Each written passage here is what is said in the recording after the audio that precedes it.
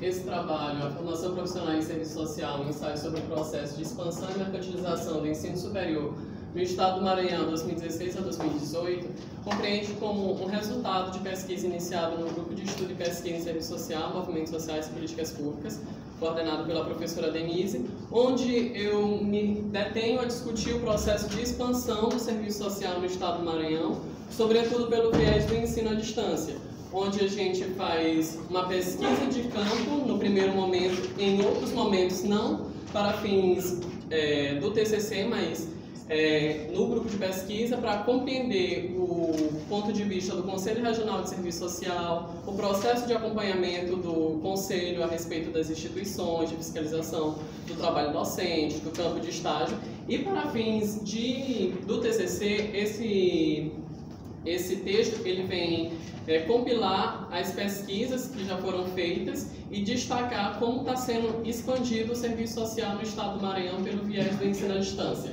que é o nosso objetivo geral. É interessante destacar que o processo de pesquisa ele foi comprometido por conta que dentro do site do Ministério da Educação existe uma plataforma chamada EMEC, que antes existia uma pesquisa interativa, que existia um mapa, a gente poderia selecionar o estado do Maranhão e logo após a gente selecionava o curso e a modalidade. Desde 2017, finalzinho de 2017, essa pesquisa não está mais disponível. Eu posso pesquisar instituição por instituição, mas não existe mais uma pesquisa interativa com a lista de todos os municípios e todas as instituições, como constava anteriormente. Hoje a gente só consegue pesquisar pelo nome da instituição.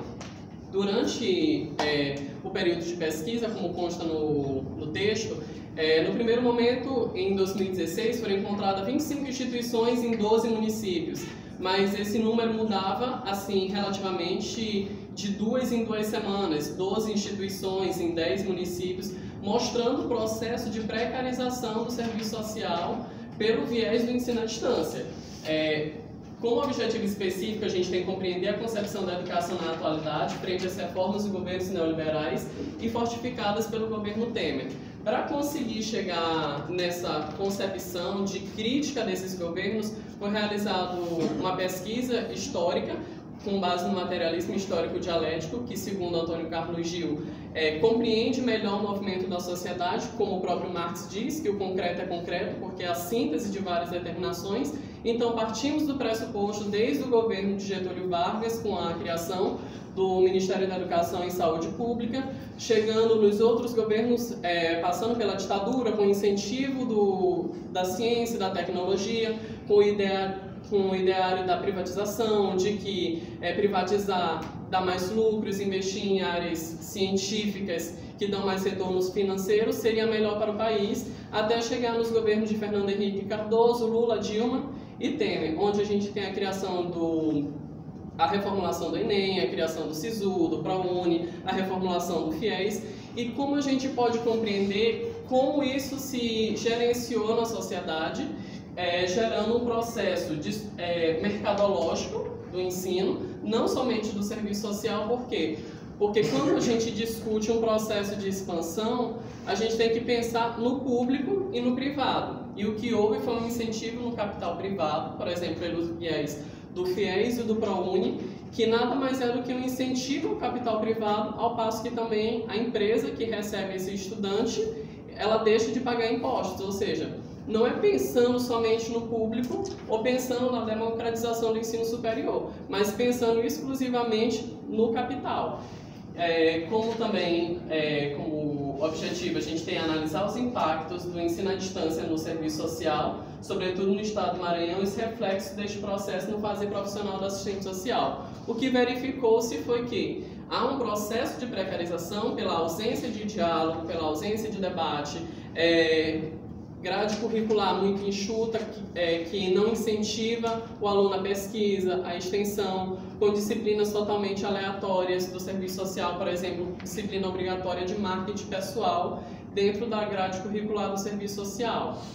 Então, para pesquisar esse tema, foi utilizada a pesquisa bibliográfica e a pesquisa documental, sobretudo nos pareceres do Ministério da Educação, porque quando foi discutido o serviço social, a gente partiu desde da concepção geral de educação, educação no capitalismo e no neoliberalismo, até chegarmos na crítica do ensino à distância, onde também fizemos um recorte histórico, desde o surgimento do ensino à distância, com as principais teorias do surgimento do ensino à distância e da legalização dela no Brasil e no estado do Maranhão pela Universidade Aberta do Brasil, e concretizado por várias outras instituições privadas, inclusive também a Universidade Federal do Maranhão, que não oferta o curso de serviço social na modalidade à distância, mas possui cursos na modalidade à distância autorizados pelo Ministério da Educação. Inclusive já tem autorização, mas não há abertura ainda para mestrados acadêmicos na modalidade à distância.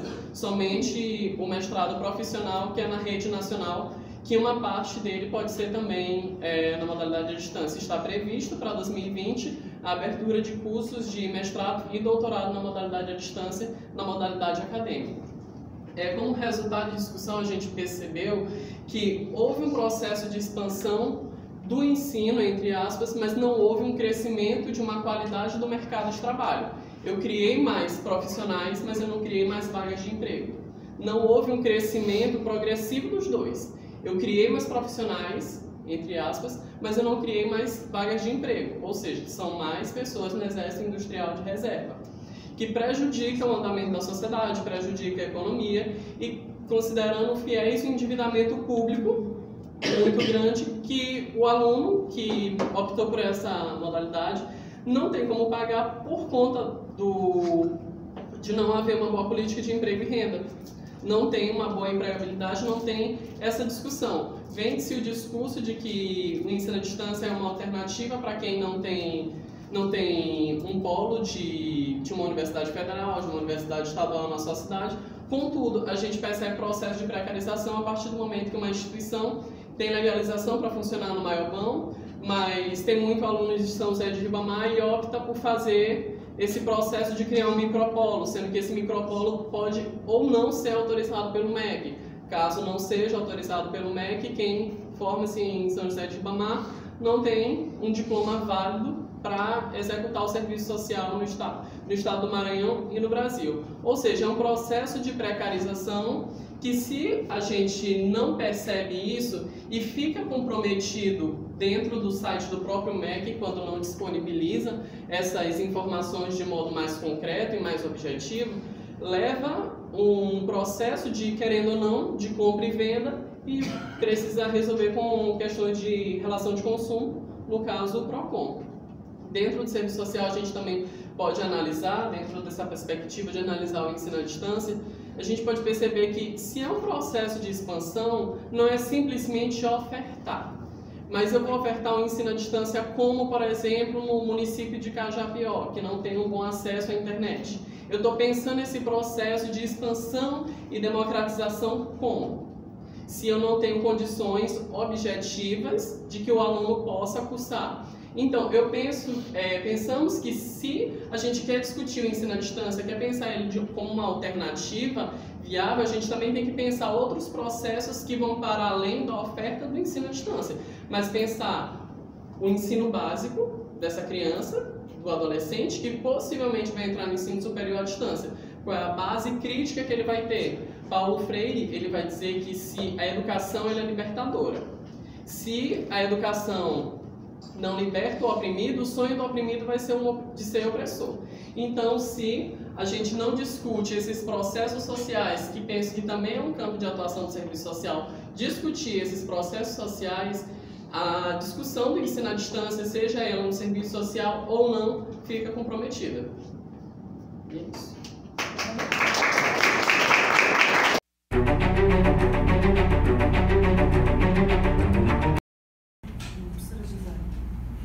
Então, Gabriel,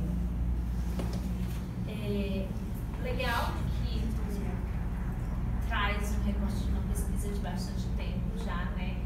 Mostra como você já conhece de fato seu objeto, isso fica muito claro na tua fala, porque são anos de estudo, né?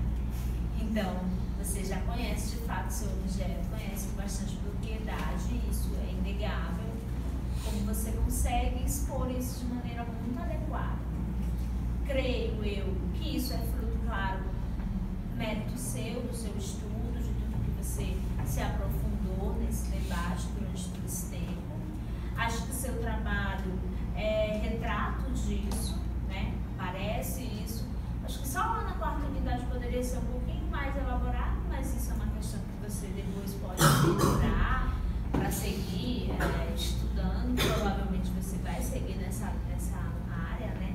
Estudo da docência, né? Eu acho que já é um desejo seu. Então, creio que, como você bem pontuou no final, né? Esse não é um tema só do serviço social, é um tema muito amplo, é um tema que nos atinge, que atinge o serviço social muito diretamente, que a gente tem travado muitas batalhas para tentar lidar com isso, porque isso é um fenômeno real.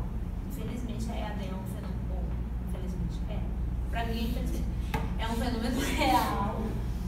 E por ser um fenômeno real, ele demonstra todas as expressões que ele tem, de toda a precarização que a gente tem vivido e de, como tu bem dizes, do aumento desse exército de reserva. Acho que dentro dessa linha de pensamento você pode, de fato, se aprofundar na sua pesquisa, melhorar muito mais, ir em busca de mais conhecimento, de aprofundar esses dados, né? Estudar isso dentro do Maranhão e levar esse seu trabalho para frente, tá? Porque o fenômeno está posto e a gente precisa, pelo menos, dentro do que o serviço social se propõe, criticar